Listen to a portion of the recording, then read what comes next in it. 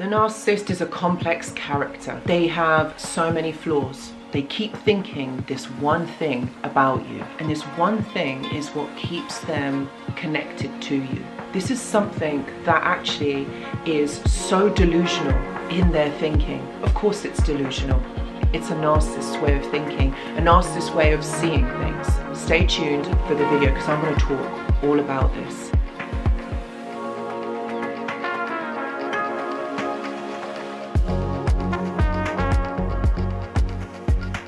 Hello and welcome back. I hope that you're all doing really well.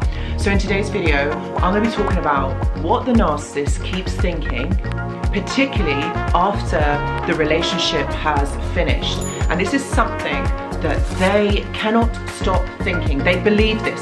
They believe this.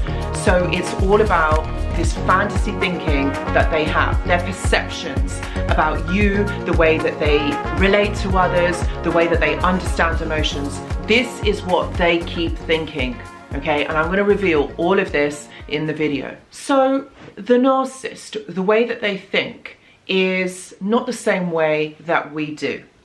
And I know that you know this, but it's very delusional. It may seem very believable if they were ever to tell you about it, but they do kind of tell you, but in a really roundabout way. The narcissist has many beliefs about themselves because of this dysfunctional ego, because they want to be able to hide the way that they feel, or they don't want to appear vulnerable in front of you, because if they reveal their emotions, they then become vulnerable, because that means that they become readable to other people.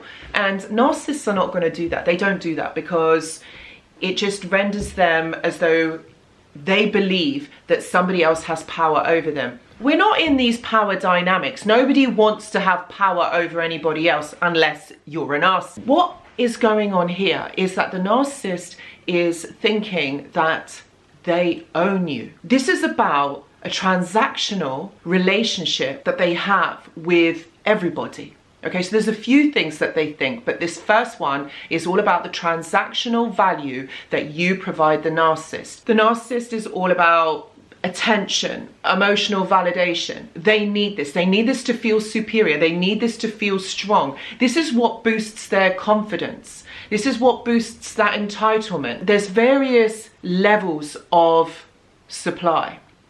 Okay, so the supply that they get from you is about value, all right? If you're a high value person, if you're someone that is kind, compassionate, really understanding, very patient, all right, they're going to regard you as a high value person or a high value supply, because the transaction that they're getting is phenomenal. Like, they are getting all of their needs met. So you become usually primary supply. And the reason for that is because you're giving all of this kindness, you're giving this life force energy of yours to the narcissist. They want this. They want to be able to feed you lies. Remember what I said at the beginning of this video? It's all about not showing their emotions, not showing this vulnerability. So if you disclose emotional information, all right, you become vulnerable because you open yourself up. Now, this is the ingredients, what you need to connect to someone. This is what you need. This is kind of like what happens in human connection. When you develop this bond, when you're developing a relationship with someone, whether that's a friendship, whether that's in a romantic sense, or whether that's in a family setting, you're developing this bond with this person. So you kind of need to open yourself up to be able to connect with that person. But can you see how a narcissist regards this, all right? They don't connect. Because if they're giving you all of this information, they fear that you are going to use this against them, meaning that you are like them and is going to use this information about their emotions, about the way that they're thinking, the way that they are, against them. So they're always in competition. They're always afraid. They're always looking, you know, within their environment to see whether they can get control so that they don't appear vulnerable. This is the fake false self. This is about the dysfunctional ego that has been developed within their childhood. Now, you know what, I talk about this probably in most of my videos. So just quickly to let you know that when the narcissist is a child, they are not accepted as they are. They're rather kind of like abandoned, so to speak, by their parent or their caregiver. So what they do is they develop a different kind of identity or a different kind of personality so that they then are liked by others. So this is how the narcissist then perceives that they have to be. They have to change who they are. They have to adapt and blend into their background because that's how they get accepted. So if they become someone who is by their friends, then, or if they become someone that they are liked by, you know, say their romantic partner, then they are going to blend, they're going to mirror, they're going to gaslight, they're going to try and mold themselves into that person because that is what they have learned.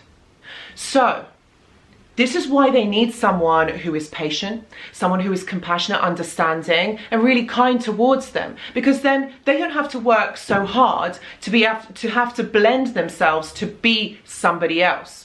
The narcissist doesn't have an identity. The narcissist can never reveal themselves because of this perceived thought of being vulnerable. And this is part of the personality disorder, part of the dysfunction, part of the attachment disorder that they actually have. So it's never the fact that they are able to really be themselves or ever disclose this information about them. As you know, they are a few different people or few different personalities in one. I'm sure that you've seen this on countless occasions. They become somebody different. So if you don't agree with them, if you trigger them in some way, you know, their fear of abandonment, then they become a different person. You're met with anger and with rage. And you're thinking, how is this person even possible? Because the person that I got to know at the beginning of this relationship isn't them now. So that's what I'm talking about. This is exactly what they do. They don't want to be vulnerable because it's about power. It's about control. That's why they do it. That's why they control situations. So if you're someone who is high value and gives them all of these things, they don't have to work so hard. So it's easy. But the thing is, the narcissist will get bored. They get bored because then they know that they have you. They then will switch up on you and become somebody else because they know that they've got you, so they don't have to work so hard. The narcissist also believes that once they are with you and they are with you for a longer amount of time, they don't have to try so hard because they've already got you. So you're not going anywhere. So this is part of the attachment disorder. So they believe that you will belong to them forever. This is why they do this silent treatment. This is all about control. This is all about controlling you in a certain, or putting you in a certain cage. Okay, so that you don't go anywhere, you don't discover who they are. They will guard this, because if you knew who they really were, if you knew the kind of the circumstances that they had grown up in, you wouldn't understand. And you wouldn't, because these people are heavily traumatized, but because of their trauma they separate from themselves, they disconnect and become somebody else to protect that inner part in themselves, to protect that wound. You know, of course, all of us have wounds, all of us have triggers, but we don't disconnect from who we really are because we are this one identity. It's like they're like chameleons, they blend. This is what I was talking about. They blend into situations, into people that they are around at that time. So this is a huge psychological barrier that they have. This is why they cannot be themselves. This is why they don't have an identity. And the thing that they keep on thinking is that you are always going to be there. You are not going to go. Why would you? You are with them and they are with you. So they're thinking, I've got them. I don't have to work so hard. So this is the attachment issue that we've got going on here. They can't attach to you in a healthy way, but they also can't detach from you in a healthy way. So this becomes apparent with their interpersonal relationships. They can't connect to their friends, they can't connect to their family. They always have issues with people. They're always talking behind people's backs. You know, just because they feel like they've got you doesn't mean that they're going to respect you, doesn't mean that they are going to give you and supply you with your needs. They're not going to give you what you want, and they're not going to be able to meet their needs because that does not cross their mind. You are transactional. You are like an object that belongs to them. because of this inability to be able to connect to themselves. If you can't do that for yourself, how are you going to connect to other people? And that's what's happening here. They are not connecting on that deeper level, maybe surface level, sure. But how long is that going to last for? How long can that continue before it becomes something that is toxic? And the thing is, this surface level connection is really dysfunctional, because you can't actually, you see that they want to control. So if you're not conforming, if you're not doing what they want you to do, this is the issue. This is the mismatch of attachment, the not being able to bond in such a way that is respectful, that is understanding, that has empathy. That is not a real connection. That is something about, actually there's a word for it, conformity. You know, you don't conform. And if they are expecting that of you, they're also connecting to you in that way. Okay, so they are going to be transactional for you, meaning that they want something from you, but they can't give you that back to you. They don't know how to. It's like I said, it doesn't even cross their mind. They become selfish and want more and more. It's never enough, because their internal thoughts are very anxious, very dark, depressive. You know, they feel emotions. They do feel emotions, but they feel the negative emotions even more intensely than we do. Okay, and they're not able to self-soothe. So they can't calm themselves down. They can't, you know, talk to themselves, or they can't seek help. So this then becomes, in these maladaptive, these dysfunctional behaviors, these negative behaviors that they display towards you. And this is why they are kind of like 2 or 3 people in one, because this is because of this ego, because of this negative narrative that they've got going on within them. They're not able to self-regulate. They can't regulate their emotions. That's why when they feel empowered, it's because you have empowered them. You have given them your power, your energy, your life force to make them feel better. And I don't think there's anything worse, because they steal it from you. It's not like you're willing to give it. They demand this from you. So it's you having to give this to them all the time. It's you having to supply this to them all the time. They can't do it for themselves. So that's why they need a lot of people around them, because it's not just you. They need more. They need more of it. So that's why they have a lot of people, you know, a lot of people on the go, friends, exes, other lovers, whatever, you know, they need it, because they need to be told, or they need to be shown that they are okay, that they are getting their needs met from a lot of people. And it is this attention. You know, when you are someone who is giving someone else attention all the time, this is very draining. This is really draining, trying to reassure someone, trying to make someone feel safe. But this is what they keep thinking. They keep thinking that they are entitled to you doing that. They don't understand things from your point of view, from the way that you are, the way that you think. Because again, they don't connect to you on that level. That's something that doesn't cross their mind. And so this is the inability to be able to connect. This is the instability within these types of relationships. It goes very well at the beginning, like amazingly well, like they are your soulmate. It feels so good. But what's going on here is they are giving you what you want, so that you like them, so that you bond and mold yourself into something that they want, something that you want. They make this seem real. They tell you what you want to hear. But then what happens is like I said, once they've got you, they then get bored, because the challenge that they've had to get you has now happened. And you know what? It's just boring now. They need more. They need more of it.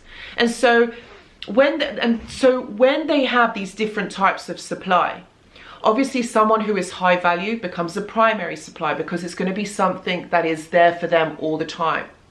Okay, so they don't have to work as hard, because they've already got that person. When there is kind of like secondary supply, someone who just provides the narcissist with certain things. For example, it could be friendships, it could be bits on the side. You know, they're providing it for a short amount of time. So something to kind of boost that ego, boost that energy, which the primary supply is not giving. And so that's what I mean about the different types of supply. They get it from friends, family members, whether it's positive or negative. This is all about being seen. This is all about being noticed. That's why they do it. That's what this is about. And they keep thinking that people are there just to give them that. So the next time, you know, when you are interacting with the narcissist, maybe you have children, maybe you have assets and you have to, this is what they are looking for. And if you take that away, see what happens. This is why going no contact really helps in these situations, because it kind of like disconnects that energetic, that psychological, emotional supply that they are looking for from you. But if you're someone who has to give that all the time, you have to keep that protected within yourself, because going forward, they're just going to siphon it from you and it becomes very draining, as you all know. So guys, I really hope that this video explains what the narcissist keeps thinking. This is their number one thought. This is their entitlement. This is what they think that they can get all the time. So this is about you protecting that within you. Don't give it so freely. You know, your kindness, your compassion are your commodities. These are your assets. And you have to protect that, because it's going to just get taken. It's just going to get stolen from you. So guys, if you are someone that is going through this right now, please know that I do offer one-to-one support. Please check the details in the description box below. I also have a mentorship that's starting that will help to coach you through this. And if you are someone that's maybe interested or just want to check this out, please do see in the description box, I've got more information.